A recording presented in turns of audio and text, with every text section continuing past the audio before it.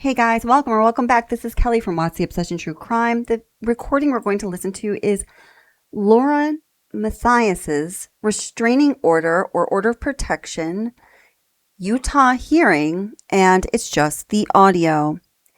The date of this hearing was September 22nd, 2025. Since it's just an audio, I just added some video on top of it of, Lauren Matthias, her publisher, Grayson, of the alleged stalker, and just other things having to do with this whole situation for which the hearing is even, a possibility. Please leave a comment. Let us know what you think. 04055. Can I get counsel to state their appearance for the record? Dastan Dio for the petitioner. And James Dunkelberger, the law firm of Bennett, Tueller, Johnson, and Deere. John, I've been talking about a lot. And respondent is seated with mid-counsel table. Thank you. We state your name again. James Dunkelberger. Dunkelberger? Yes, sir.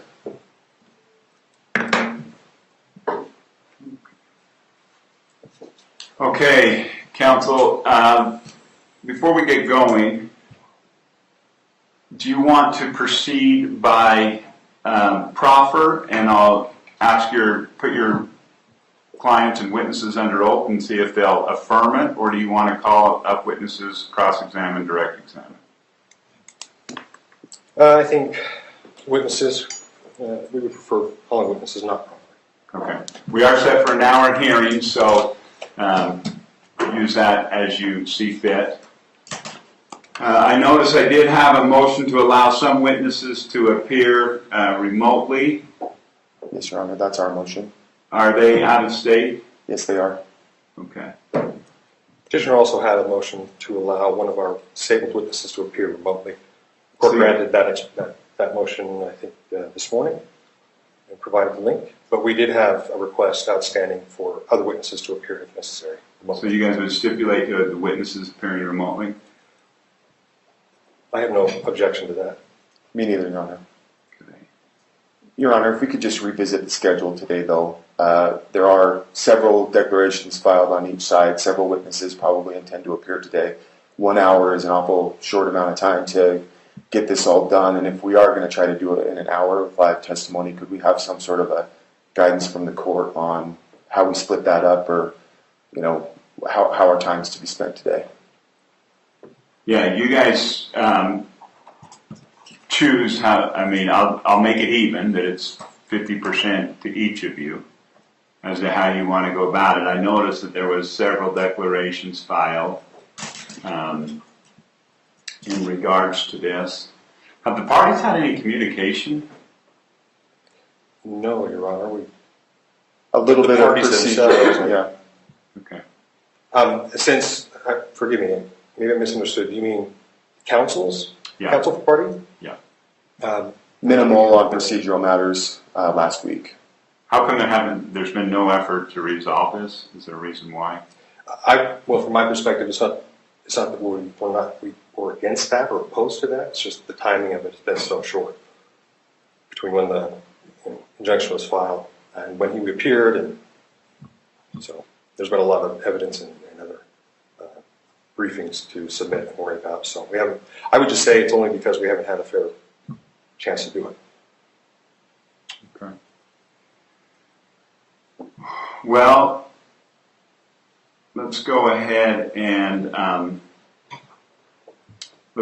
get started. Unless you guys think that some discussion, I can give you a little bit of time if you want to go out and discuss. Do you think that would be fruitful? Otherwise, we'll just get going. I'm happy to go out with Dastan and try to have a quick discussion. Okay, why don't you guys do that and then come back in and let me know. Okay, thanks, John. 5 minutes, 10 minutes? Yeah, 5. I mean, you can tell if we're making progress as soon as you can see that we're going one direction or the other. Let me know. Okay. Thank you, Your Honor. You may have a seat. Okay, counsel, what we're able to work out. Unfortunately, Your Honor, we're not going to be able to come to a stipulation today. Okay. Let's go ahead and, are you ready to proceed then? We had one matter of housekeeping, Your Honor, from the petitioner, if that's all right, if I may. Go ahead. So, given the nature of the claims and the emotional distress it's caused to my client, and considering the audience we have here, my client is requesting that only the necessary parties, those from the respondent's side who will be testifying, be allowed to be in the courtroom to provide her some sort of safety and comfort during these proceedings, to the extent we can. Okay. Mr. Dunkelberger? Yes, Your Honor, we'd object to that. This is a petition that's been brought by petitioner. She's going to be here in the courtroom, and as respondent, Ms. is entitled to have people here with her. And Yeah, it's an open courtroom. There's no motion filed to close it. So, and I expect the parties to be here in person when we have a case. So that motion is denied. Okay. Now, as to the reality of where we are, how much time does counsel think that realistically you're going to need in this case? Well, we need at least 2 witnesses, three including the petitioner's husband. I'll try to get through them as quickly as I can, but there are Well, how some much time are you anticipating? Boy, Your Honor, I had anticipated having the whole day, honestly. Or at least half the day. Where did the notice go out? I think this was continued, if I remember correctly. So scheduled for last Friday after. That's correct, and then it was rescheduled to Monday the 17th to the 22nd. So I'm not sure why when we scheduled it at 4, why you'd anticipate you would have a half day or a whole day. You're right. That I might have misread that. Read too much into it, but it was rescheduled for 11 a.m. So how much time are you anticipating? That's hours. how many hours? At least 3. On your case in chief? Yeah. Mr. Dunkelberger? so we were prepared today because of the short time frame to proceed primarily by proffer. We understood that that's what was going to happen today, given the short amount of time. Brief opening statement, proffer the witnesses, some cross-examination in a hurry, and then be out. We are prepared to accordion to the court's convenience on this. Certainly, if the other side's entitled to 3 hours, we'd ask for parity, but we think that you could do it in substantially less time. It just depends on how they want to do it. Okay. I have a suggestion, Your Honor. Pending before the court is our ex parte motion to enforce the temporary civil stalking injunction. Perhaps if we proceeded to resolve that motion, that may resolve the entire matter. In other words, I guess what I'm saying is perhaps we can achieve what we need to by simply ruling on that motion, and then if it's granted, then that resolves the issue, and if it's not, then we can, I guess, readdress and plan at that point. Mr. Dunkelberger? That's the tail wagging the dog, Your Honor. I mean, we have 28 days, from the notice. As far as I'm aware, I don't think the court has issued a hearing. I know there was a request to expedite it. I didn't really see grounds to expedite it. There's some pretty serious allegations, and frankly, we were expecting it would go the other way around. If today the temporary order is not extended and made permanent, then that's going to make the court's resolution of that issue a lot easier. Well, it'd also make it moot, because if let's say I ruled in favor of your client, Mr. Dale, on the motion to enforce, and then later I ruled that there shouldn't have been a stalking injunction, well, I guess that can go, because there is an ex parte one in place. Okay, have a seat. Let me think through something. Thank you for your arguments.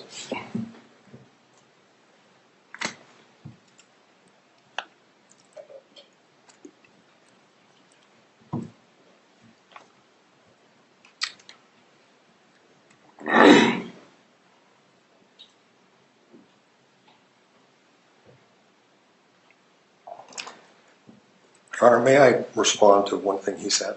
Sure. Thank you. The standard in that is applicable to the ex parte motion and the enforcement of the temporary civil stalking injunction is completely separate and irrelevant the issuance of a permanent stalking injunction. The temporary one was issued, and it was effective, and there were violations of it. Whether or not the court decides to continue that and issue a permanent stalking injunction is a separate question. So I would argue that we can proceed on just the ex parte motion today. But didn't I just see a request to submit just barely filed on 9/17? So just 5 days ago? I'd have to check the date myself, Your Honor. Yeah, that's what I saw. So I do think that there is preparation time. We do have to give due processes to, if they weren't prepared to argue that today, it's not fair to throw it on them and put that in there. Let me just look at a couple things here.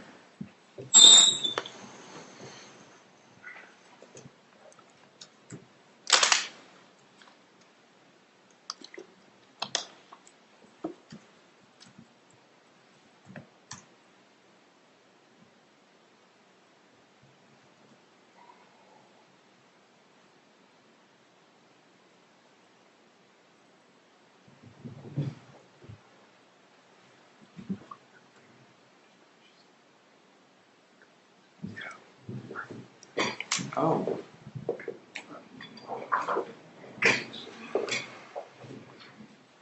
Your Honor, I'm just going to grab my client.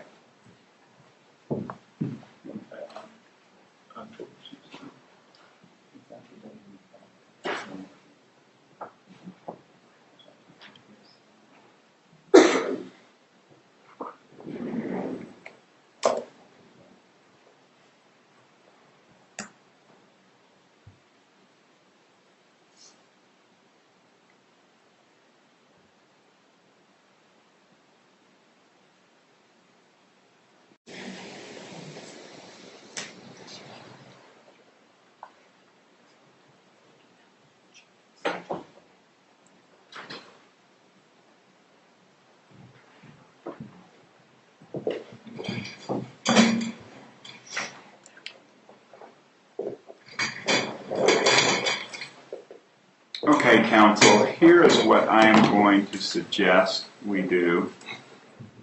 In light of, it doesn't sound like typically on these we have limited witnesses and or they proceed by proffer. It doesn't sound like either party, well, it sounds like one party is willing to proceed by proffer, the other wants to call witnesses. And we certainly do not have enough time to do it today to get everything in. So what I'm suggesting is I'd like to set this for October 16th.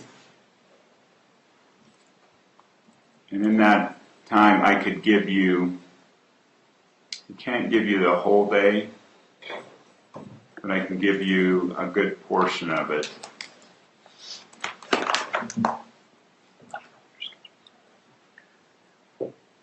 Does October 16th work?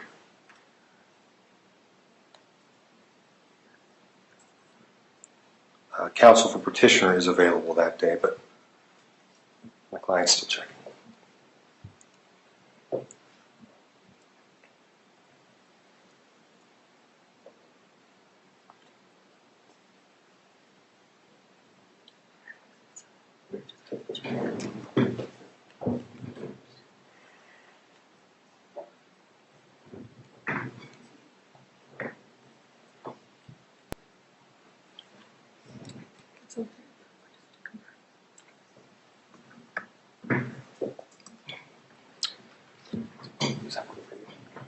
It works scheduling wise, but I'm going to object.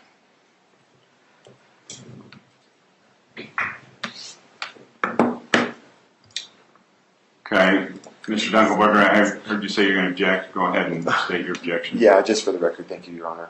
It was noticed for today. We asked for a stipulated continuance. We didn't get it. We moved for continuance. It was continued 3 business days.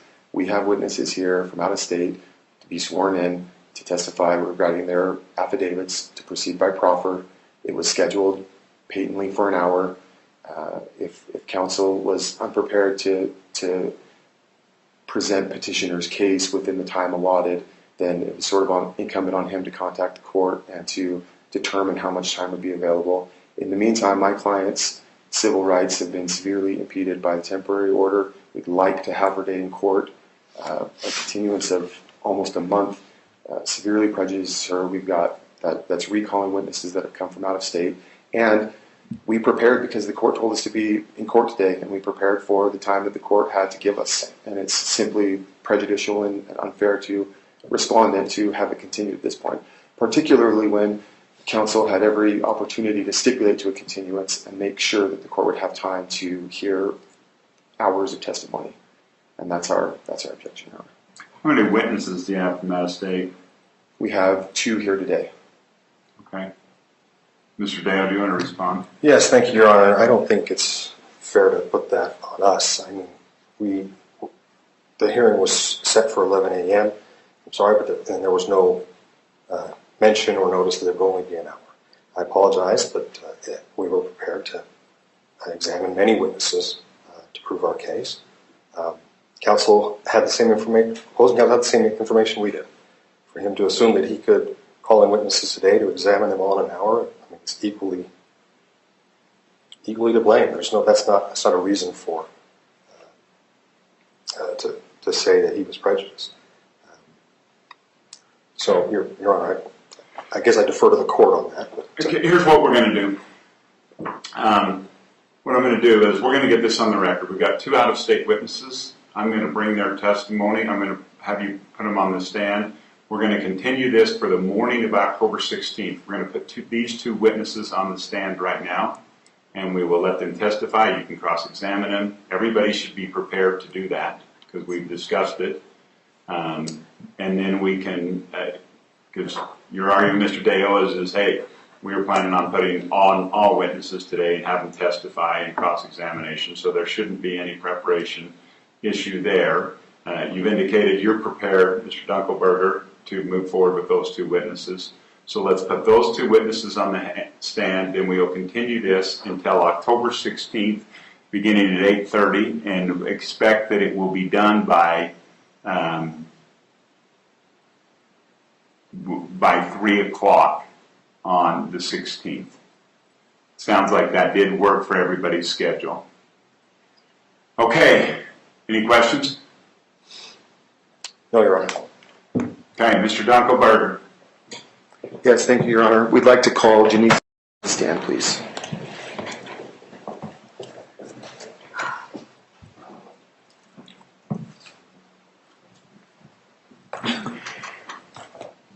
Please stand right here. Raise your right hand. Do you solemnly swear the testimony you're about to give and the matter before the court will be the truth, the whole truth, and nothing but the truth, so help you God? Go ahead and have a seat.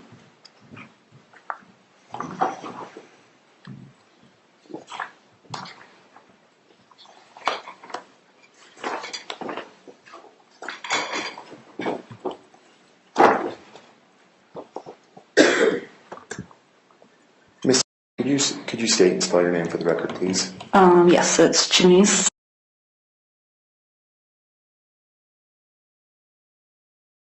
Okay. And Miss, in anticipation of today's proceeding, did you submit a declaration to be filed with the court? Yes. And did you have the opportunity to review and comment on the declaration before it was filed? Yes. Were you able to correct or modify or draft or otherwise comment or contribute meaningfully to this declaration? Yes. Did you authorize signature of this declaration? Yes. And did you understand that when you did that, you did it under penalty of perjury of Utah law? Yes. And do you certify here today that the declaration is correct to the best of your knowledge, information, and belief? Yes. Just by way of a quick review for the court, could you please tell us your relationship with respondent, Miss? I met her in April 2024 at a trial, and we became friends. And we have continued to be friends and attend other trials together. Okay. How would you describe your relationship with the petitioner, Lauren Matthias? I met her, well, we were in Facebook groups for a different case. And I met her in April 2023, but we were never friends. Has Ms. ever asked you to contact Miss Matthias Never. for any reason? No. Do you understand that by discussing your declaration here today that it's going to proceed by way of proffer and it's going to take the place of your testimony on direct examination? Yes. And with that, Your Honor, I'll yield my time. Thank you.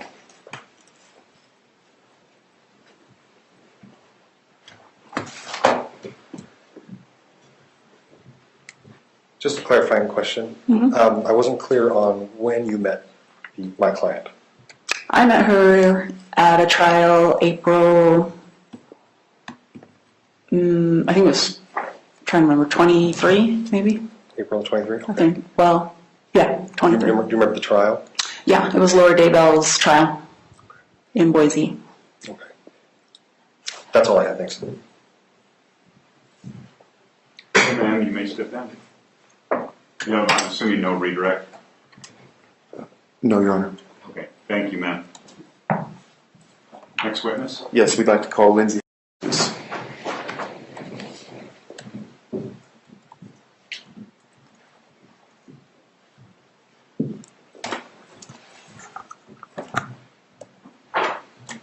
Do you solemnly swear the testimony you're about to give and the matter before the court will be the truth, the whole truth, and nothing but the truth, so help you God?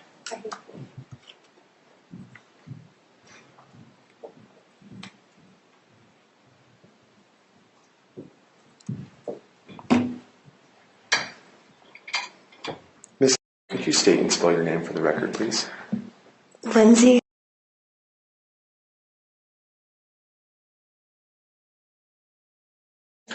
Sorry. Thank you, Ms. And in anticipation of the hearing today, did you provide a declaration to be filed with the court?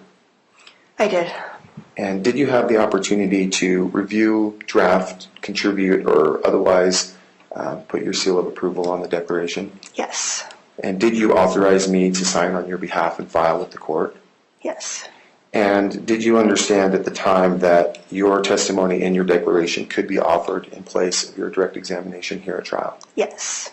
And do you certify that you understood that you were making the statements that you made under penalty of perjury of Utah law? Yes. And are these statements true and correct to the best of your knowledge, information, and belief? Yes. Just by way of background and a quick summary for the court, could you please tell me your relationship with Ms. Respondent? I met Christina in April of 2024, and we became friends and have been friends since. Okay. And would you please describe your relationship with the petitioner, Lauren Matthias? I met Lauren Matthias in April of 2023, and we were acquaintances at first and then later became friends.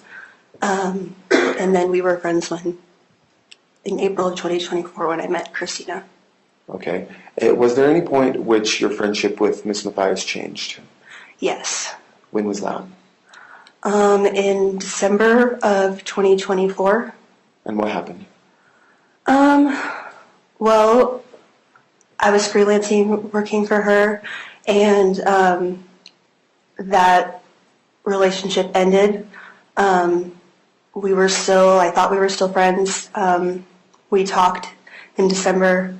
Everything was fine. Then the next time I saw her in person was in April of 2025. And we greeted each other briefly at the courthouse and lined for security. Hey, how are you? Good to see you. That type of thing. And I haven't spoken to her since. Okay. Did at any time Ms. ask you to contact Ms. Matthias for any reason? No. In your declaration, you gave some testimony about an incident that occurred at a restaurant in Boise. Do you remember that? Yes. And was there any interaction by you personally with the police after that episode? No. Okay. Have you reviewed the police report that was generated from that episode? Yes. Okay. And you received a copy of it previously? Yes. Okay. Do you know whether or not that investigation remains open? To my knowledge, it's closed. Okay. And what's your knowledge on that based on? Based on the police report, the officer talked to the restaurant, maybe the waiter, confirmed that me and my friends were at the restaurant before. We left after, and the officer put in his report that he spoke to. Objection, hearsay, Your Honor. Okay. Hold on, let me just, yeah, if she's gonna testify anything the officer says, it will be hearsay sustained. Okay, move to strike, please. Yeah, that's stricken. Any hearsay testimony, the rest of it. Okay. So with respect to your review of the report, just to repeat for the court, you've Yeah. reviewed the report. Yes. Okay. Was Ms. present at the restaurant in Boise? No. Do you know where she was? Europe. Okay. Objection, foundation. Sustained. How do you know where she was? Because she told me she was going to Europe. But Objection calls for hearsay, or is hearsay, excuse me. To the mission by a party opponent. Overruled. And in any event, she wasn't at the restaurant with you? Correct. Okay. Following the incident at the restaurant, or at any other time, have you, on behalf of Ms. ever reached out to Ms. Matthias? Never. With that, I'll yield, Your Honor.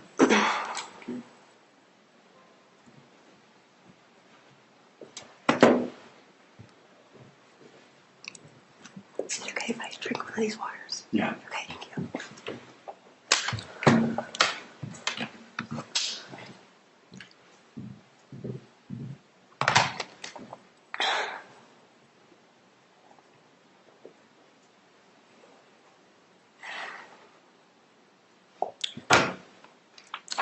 Is it Miss or Mrs.? Miss.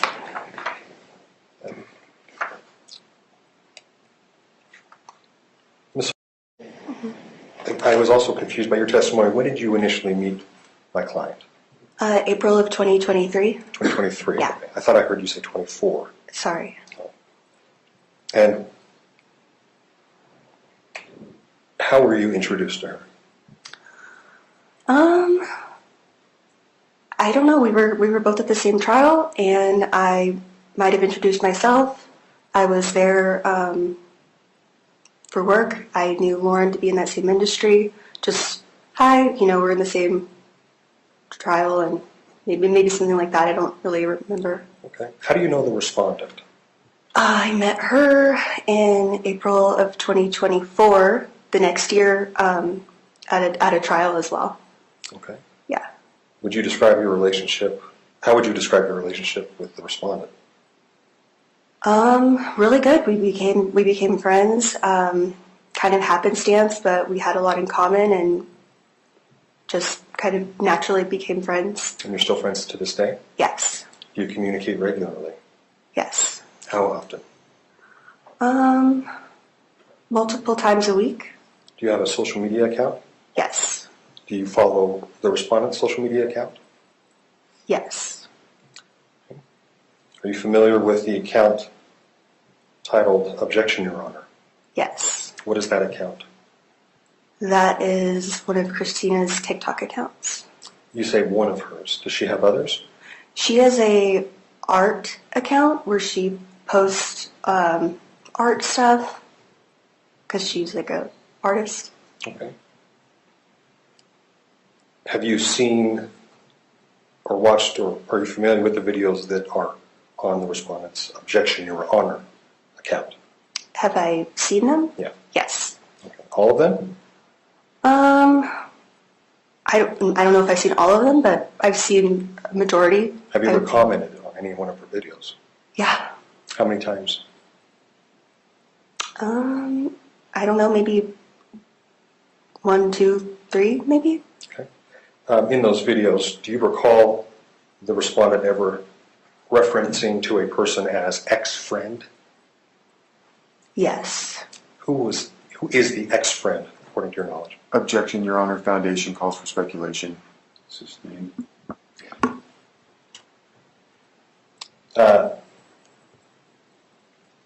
So you've seen the videos, and you just mentioned you have seen the ones where she mentions her ex-friend. Correct. Okay. Let me ask you, what is your understanding of who the ex-friend is? My understanding, the ex-friend Mm-hmm. to be Lauren Matthias. That's my client. Correct. Okay.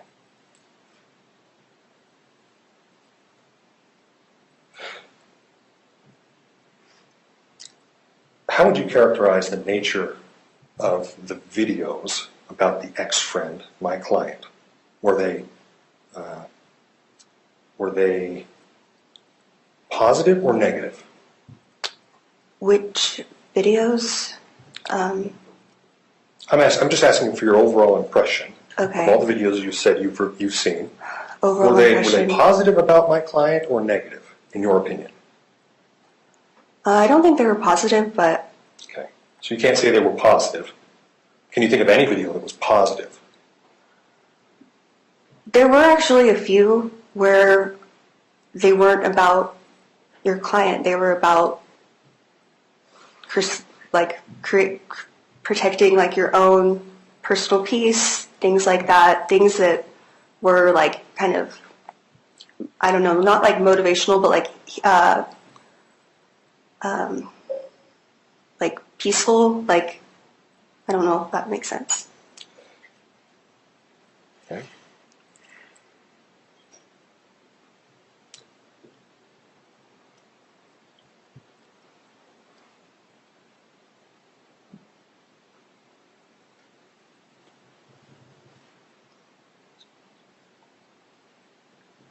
Do you communicate with my client to this day?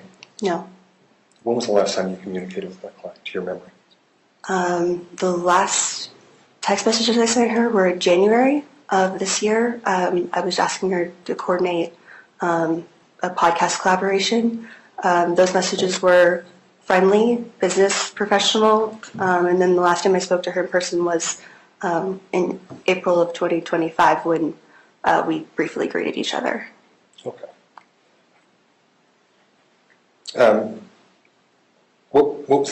Did your relationship with my client have any professional nature to it? Yes, at one point it did. How so?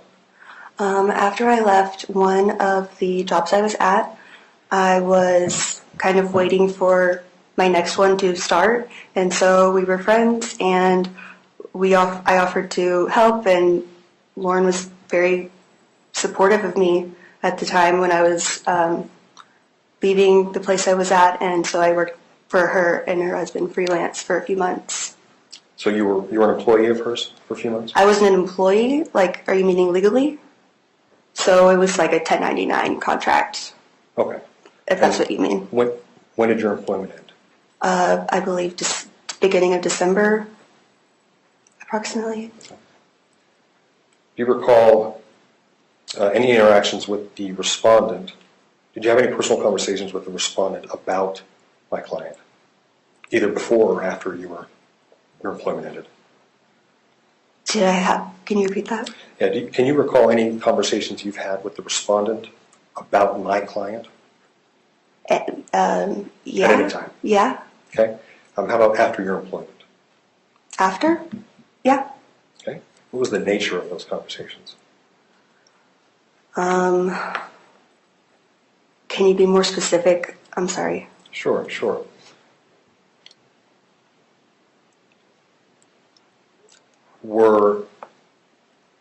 Whenever you were speaking with her about my client, would you characterize it as positive or negative?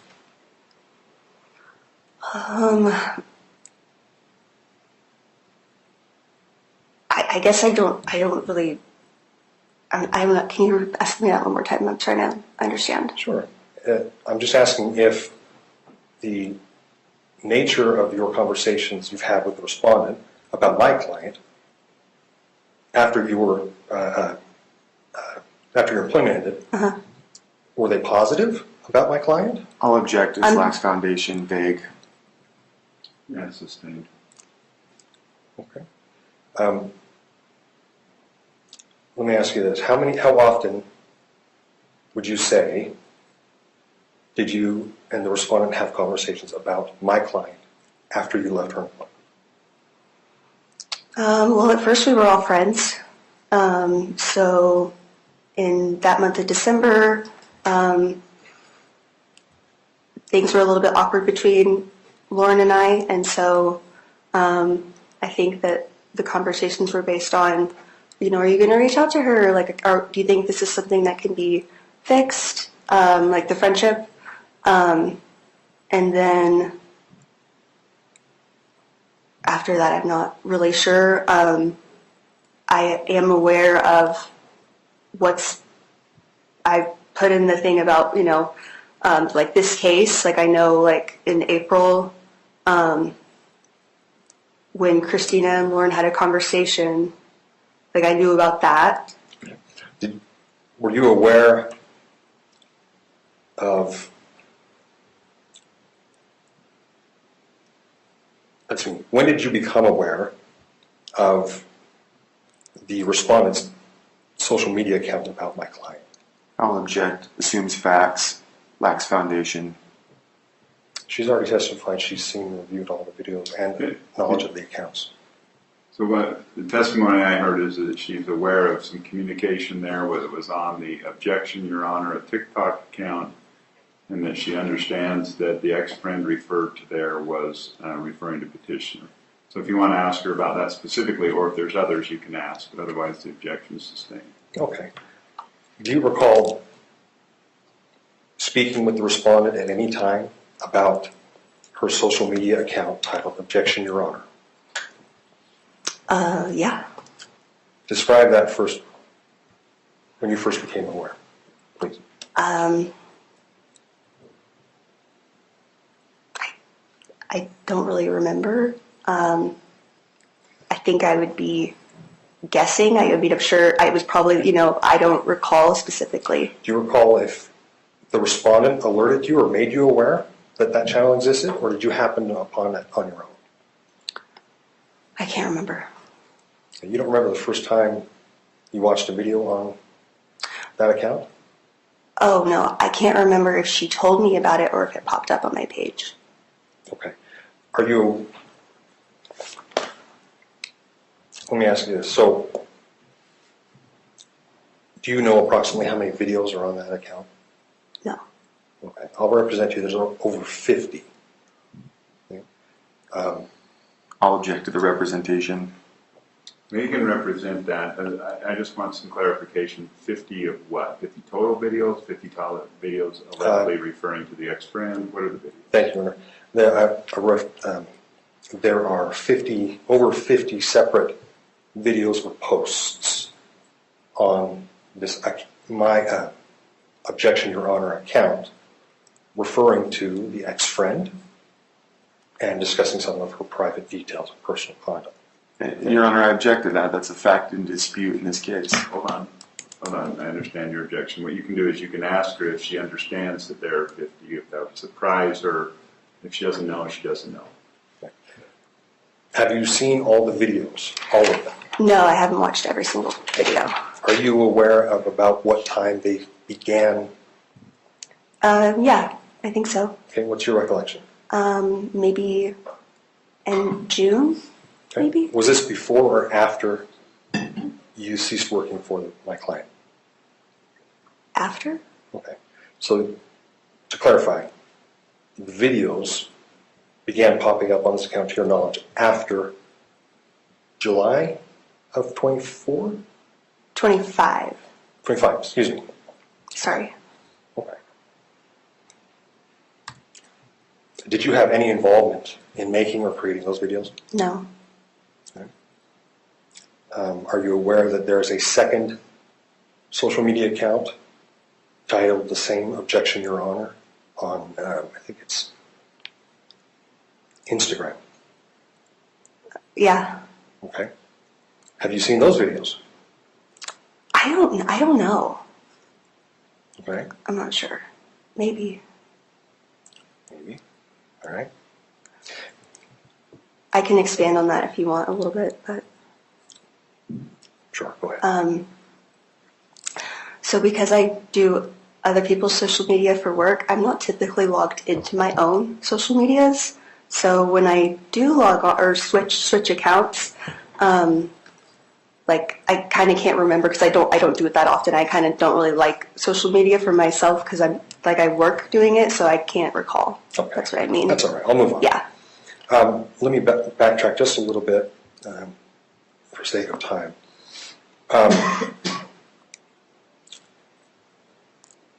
To your understanding, based on your conversations with the respondent, who's your friend, who you mentioned you communicate with several times a week, you said 2, what is your understanding of the purpose for which those accounts were created?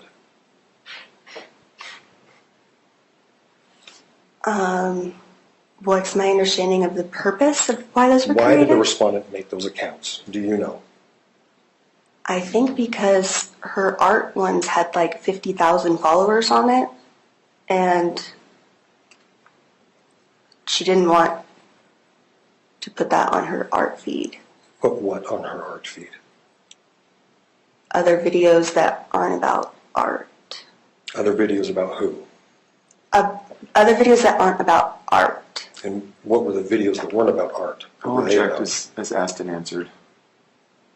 And that would have been accurate before you asked this most second question, but I think the second question is appropriate, so overrule. Can you repeat that? I'm sorry. Sure. You stated the respondent has another art account that she uses for art. I was asking you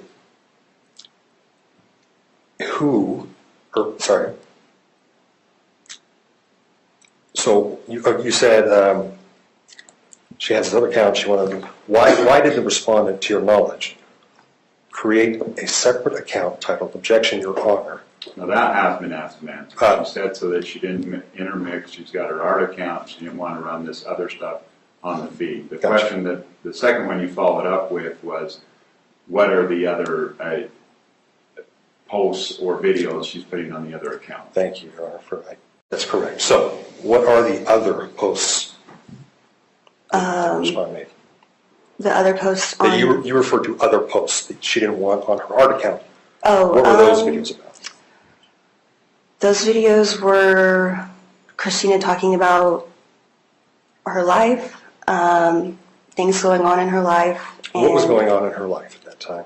And I'll object, lacks foundation, calls for speculation. To your knowledge. Hold on. I'm going to sustain that objection.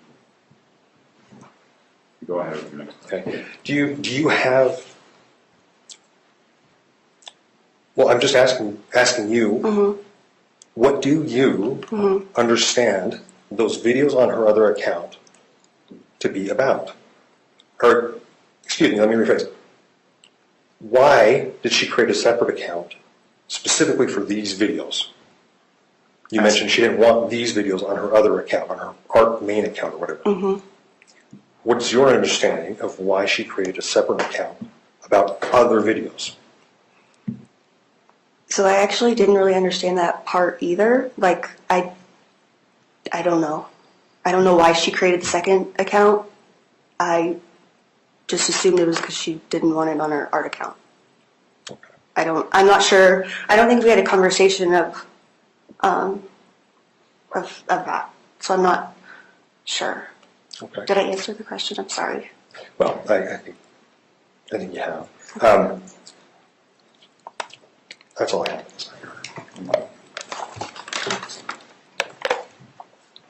I know we're out of time, Your Honor. Very brief redirect here. The posts that you saw, did they contain threats? No. Did they name Lauren? Hold on. I need some foundation. What posts? The posts that you were discussing, that you said that you saw on these accounts? On the objection, Your Honor accounts? Yes, Your Honor. Okay. 0. Okay. I'm going to object to legal conclusion, Your Honor, about threatening. What constitutes threatening language? Okay. Overrule. Did they refer to Lauren by name? No. Did they depict Lauren by photograph with her face showing? No. Have you ever threatened Miss Matthias or her associates? Never.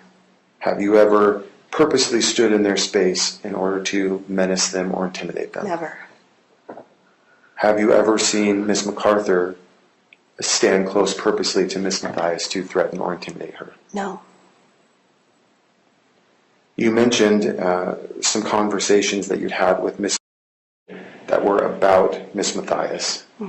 during those conversations, did you ever hear Miss MacArthur threaten Miss Matthias? No. Did you ever hear Miss MacArthur talk about encouraging someone else to threaten or menace Miss No. Matthias?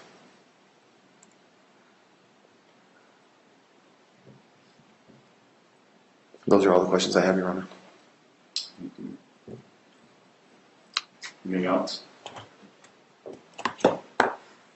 So, Your Honor, if I may, based on the foundation that's in the Janice declaration, I'd like to move for the admission of defense exhibits 11 through 13. Foundation's been laid, and I would like the court to receive those. What are exhibits 11, 13?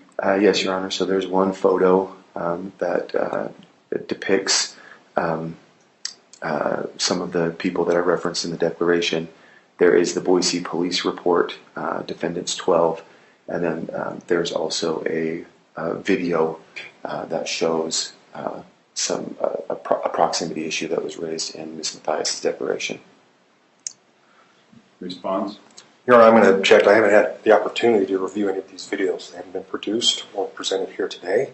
The declarations themselves have been produced, but they were only produced on Friday.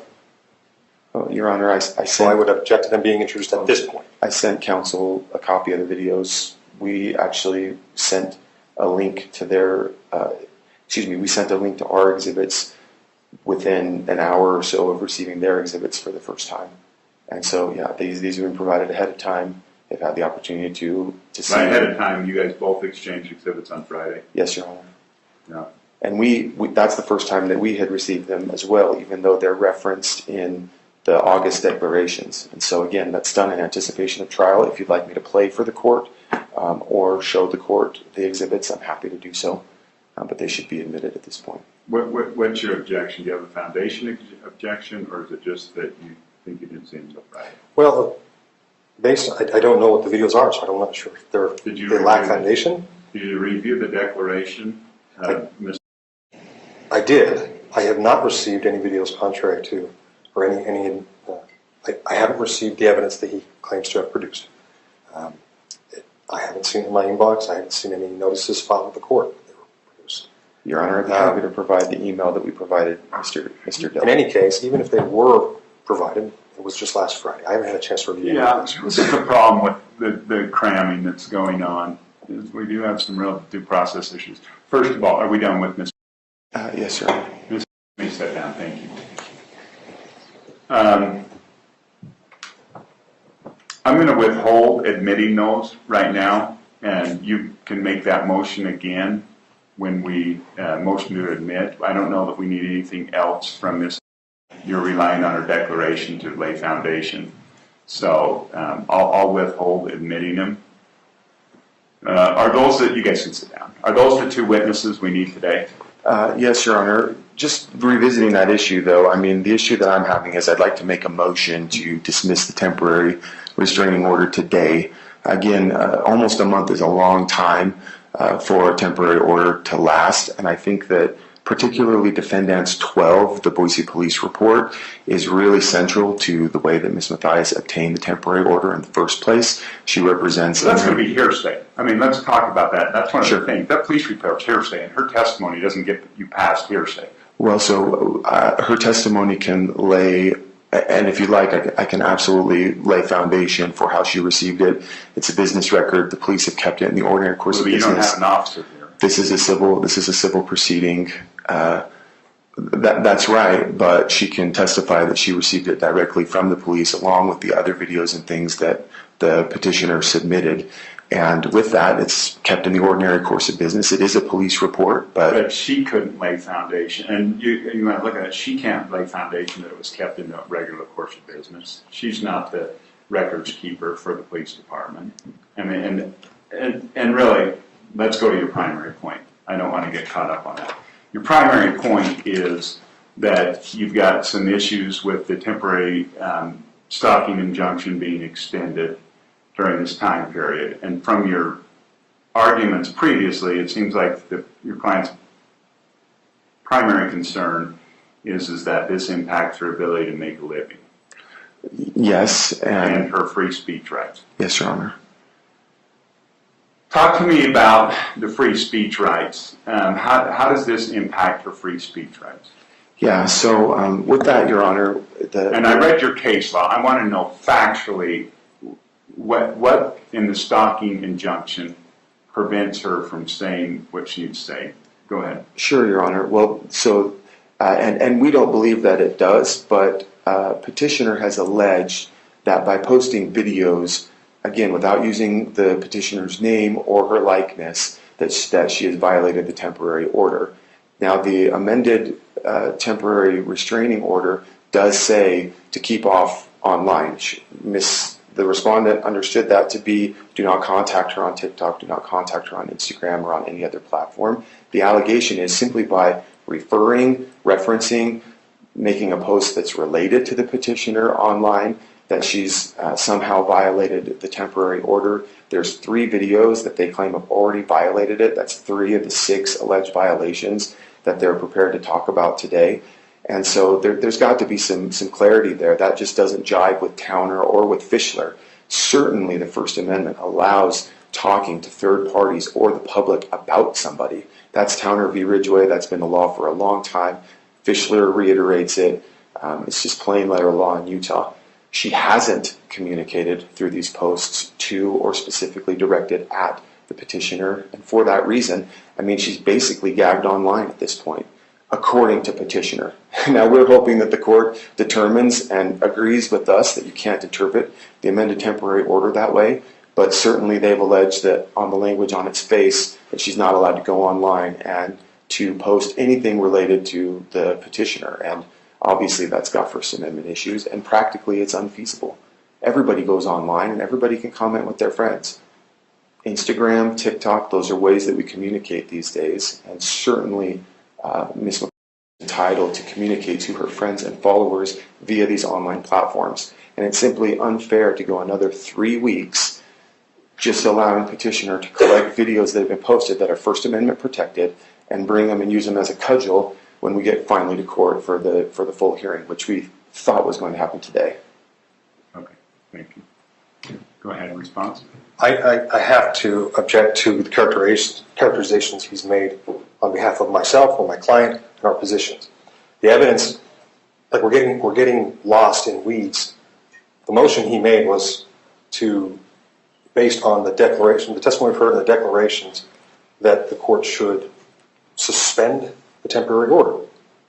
But there is no evidence to suggest that. Like, that's not the question. The question, Your Honor, is whether or not my client has the burden to prove that it should continue. There's been no motion to set it aside at this point. So that's improper. It's not properly before the court. The rest is just argument and representations. Why would he file a motion to set it aside? He thought he had a hearing today to deal with it in full. Well, I'm just saying procedurally. There are procedural ways to do that. Those haven't been met. Satisfied. The other arguments about what's been said online or what they're about have yet to be proven and shown. Virtually all of what he said is not based on evidence that is before the court today. So the court can't make that ruling today. Okay, thank you. Go ahead. Yeah, and with that, Your Honor, this is a motion that we're making it. We learned minutes ago that this is going to be extended for another 3 weeks, and this severely impacts respondents' civil rights. I mean, this is what we have. I mean, at a minimum, we need a clarification for the amended temporary order that that makes clear that she's entitled to go online and talk about whatever she chooses to talk about online, and that certainly can't be a gag order that it has extended, that we're going to be on for a motion for sanctions about, and that's going to go for another 3 weeks now. Your Honor, I would object to the characterization of the language of the civil stalking injunction itself. It's not what he represents it to be. Well, I'm reading it, so I can, and it's my order, so I'll make the interpretation of it. Sure. Okay. I do have, I'm not sure how this was interpreted, but let's go back to the purpose of an ex parte temporary order. That is to stop any harm. Specifically, we're looking at ongoing threats or physical harm that could happen. It's made without all the information. It's made simply basically from one side providing the information. As the ex parte order right now, it prohibits personal contact and prohibits threatening, annoying, stalking, harassing. That will remain in place as is. As to the no contact order, that will remain in place. Specifically as to the text, mail, email, or any other communication directly or indirectly. In other words, I don't want them talking to each other. Now, it does identify other people and family members for sure. So Mr. Matthias is sure going to be covered by that. As to Grace and Yor, is there any reason that your client would need to contact Mr. Yor? Miss Yor, but no. Oh, excuse me, Miss Yor, thank you. Okay, then Miss Yor's included on this. Son is covered by this. So that will remain in place as well. As far as the stay away order portion of it, stay away from her home, that will remain in place as well. Is there any reason why she would need to go to near a job site or a school of Ms. Matthias? Well, no, but just to clarify, I mean, there's public places where they both I'm may going to deal with that. Okay, so no, not in Henderson, Nevada. Okay. And then I think this is the provision that may be misinterpreted here, that she's prohibited from online forums and social media accounts. But that was in kind of in parentheses, TikTok, but then it says down there the 2025 CrimeCon Expo that was in Denver, Colorado, September 5th through the 7th. When I was reviewing this, that was what I was looking at, was that CrimeCon. I in no way intended that the respondent was to be kept off of social media sites.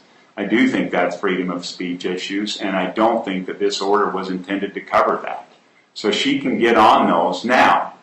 I guess she runs the risk if she's on those and those are interpreted as annoying or harassing, although I will say that's a fairly high bar in the sense of just because somebody says something you don't like, that's not going to be a violation of a stalking injunction.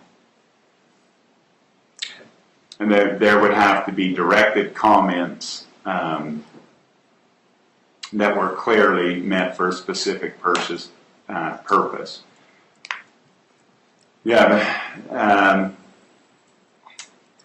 there was, in obtaining the order, petitioner made some allegations that she had strong belief that she was in immediate danger in relation again to the CrimeCon that was in Denver, Colorado.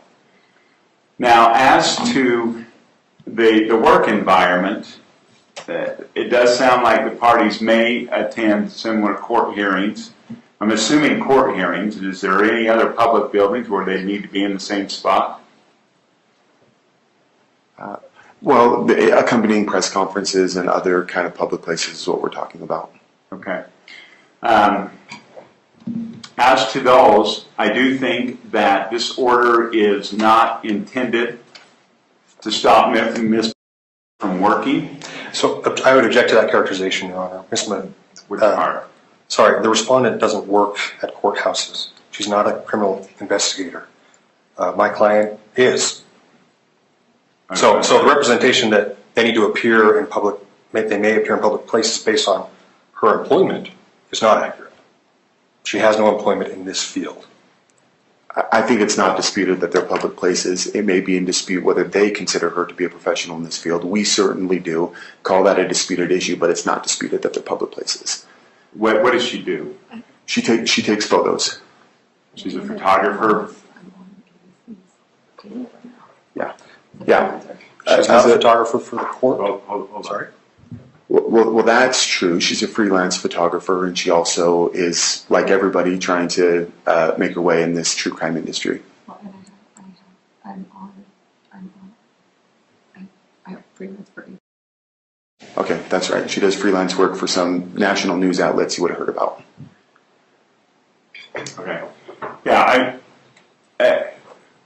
let me address the public place argument first. That doesn't fly because stalking injunctions often cover public places. However, it does sound like she has a right to be there and she's got a purpose for being there. And if that's the case, if she's there with a purpose, then she can be there. The order is that they will keep, that she will keep her distance because Ms. Matthias, she's not a respondent. There isn't a counter one. So Ms. is required to keep her distance from the petitioner. Now, it's hard to say exactly how far that is because it may be different if we've got a media scrum or something and we're taking photos, then it may be closer. But she certainly cannot be right next to her. She certainly can't be making faces to her. She can't be making gestures. She can't be making comments. None of that can occur. If they're in a courtroom, like a courtroom here today, I'd expect that they would be on opposite sides of the courtroom. So I expect to receive a modified temporary civil stalking injunction with those changes incorporated. Your Honor, if I may, I'm sorry. There is actually one more place where the online stuff and the social media, way down at the bottom with other relief sought, is actually where I was quoting from earlier, where it says that she's not allowed to post relating to or referencing petitioner. And that's, I think, one of the things that we need to clarify. Well, I think it says respondent shall cease and desist any and all online activity and communications relating to or referring to the petitioner, her immediate family and extended family members. Is that portion subject to the court's clarification on the other bit that you just made? Yeah. Now I think I was clear before that I expect her not to post anything necessarily that she's running a risk. If she posts something negative about her, that's something she can, I guess, theoretically do. But she needs to be careful in walking that line.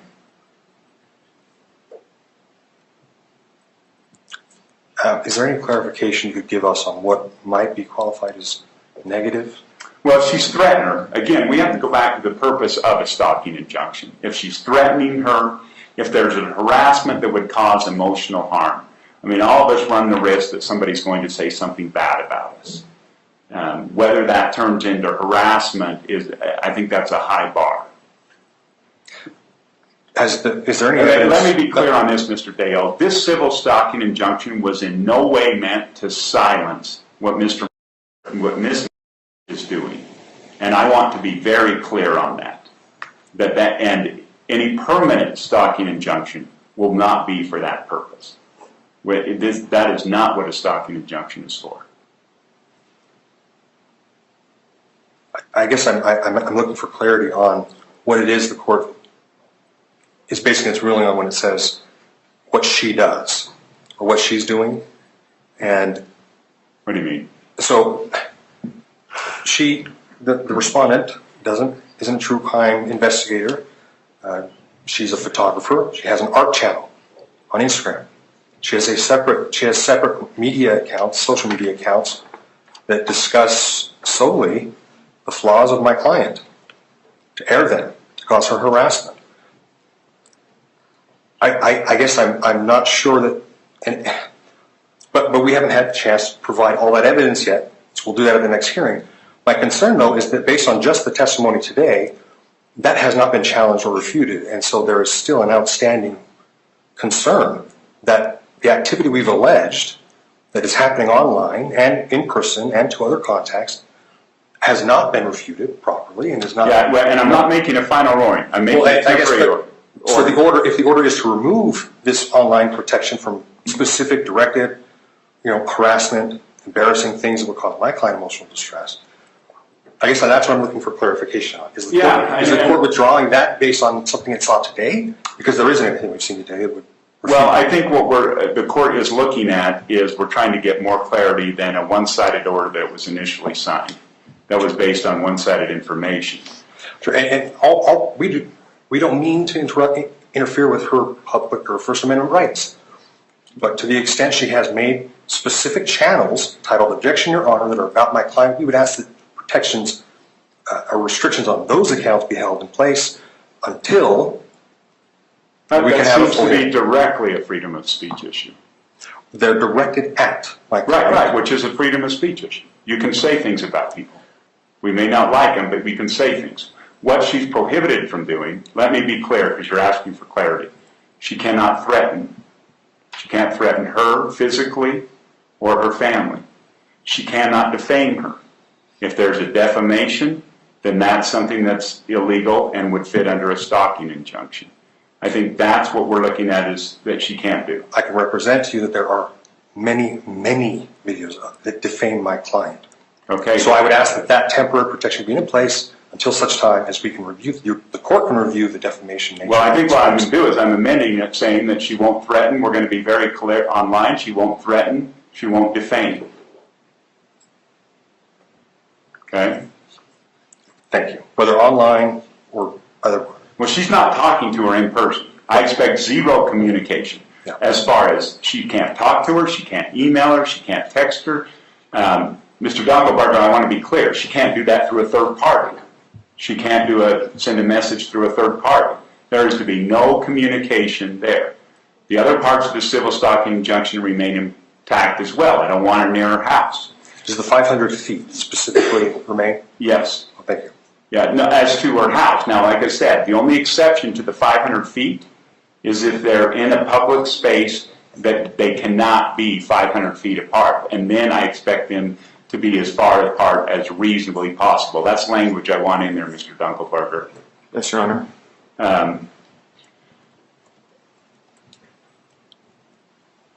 But otherwise, that is 500 feet. So Mr. Dunkelberger, if they're in a mall, your client needs to move away 500 feet. If they're in a restaurant and if your client comes in second, then your client needs to not go in and needs to leave. What if it's the other way around? What if she was there first? Well, And why would your client go in if she's worried? Maybe She's she doesn't worried know. about her health if she knows her there. That's the key. If she didn't know she was there, but the respondent says, well, I was here first, what should my client expect to do in that circumstance? Well, I would expect if your client is worried about her safety, when the reason we got a stalking injunction, and she goes in there, she would leave. Now, if by chance we've got Miss McCarthy is in there, I'm assuming your client's not going to go over and approach her. I'm assuming Miss McCarthy is not going to approach her and that she will leave, provided she's finished her meal. But I expect that there would be no communication, there would be no, again, facial gestures, anything of that. They'd finish their meal, they'd go on their way. We got to be careful how we're using the tools of the law in this courtroom. And I expect the parties to use common sense. Okay, Mr. Dale, anything I missed on you that you want else addressed? Let me review the language, Your Honor. Oh, these clarifications you're making, I assume they apply also to the other protected individuals, her husband, her son, coworkers, etc. Went through that, yep. Okay, I think we did.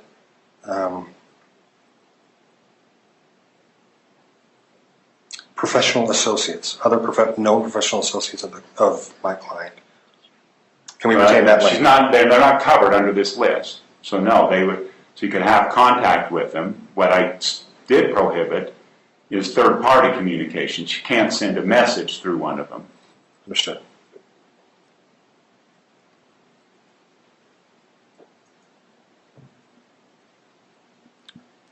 With respect to, go ahead. Sorry. Finish up. With respect to the online posts, I think that's the biggest concern for my client. In addition to defaming statements, is there any other clarification the court can give on what would constitute a defamatory statement, so that there's no argument, so there's no like. What's legally defined as defamation? It's got to fit the legal definition. Okay. What about harassment? I don't know what that's going to qualify as, and I can't get into everything. I would say, Ms. MacArthur, I'd be careful in the way you do that. But again, if she's just saying negative stuff, This is not, again, a stalking injunction is not a remedy for shutting down speech that a person doesn't like somebody saying about them. And it seems like that's what you're trying to do in this case. Well, again, Your Honor, I would argue that we're not asking to restrict her speech. She can still go anywhere else. She That can is talk about speech. anything else. Online speech is every bit as protected as anywhere else. Some forms of speech, like threats and defamation, though, are not protected. And that's what I put specifically. And if that's the best we can do, like that, that's most clear we can be, I understand. I just thought I'd ask for any additional clarification you can give to be instructive to both parties. Yep. Okay, I think I've been clear on that. Mr. Dunkelberger, anything from your side? No, thank you, Your Honor. Okay, with that, we'll plan on seeing you. We've got the 2 witnesses. I will just save the time. Outside of the parties themselves, if you've got out-of-state witnesses, they can attend virtually unless they're going to be presenting hard evidence. In other words, documents or some other type of physical evidence. If they're going to be doing that, I want them here because it gets real confusing with the technology. And so other than that, if they're out of state, they can appear remotely. Thank you. Thank you, Your Honor. Okay, we will be in recess. Thank you. All rise.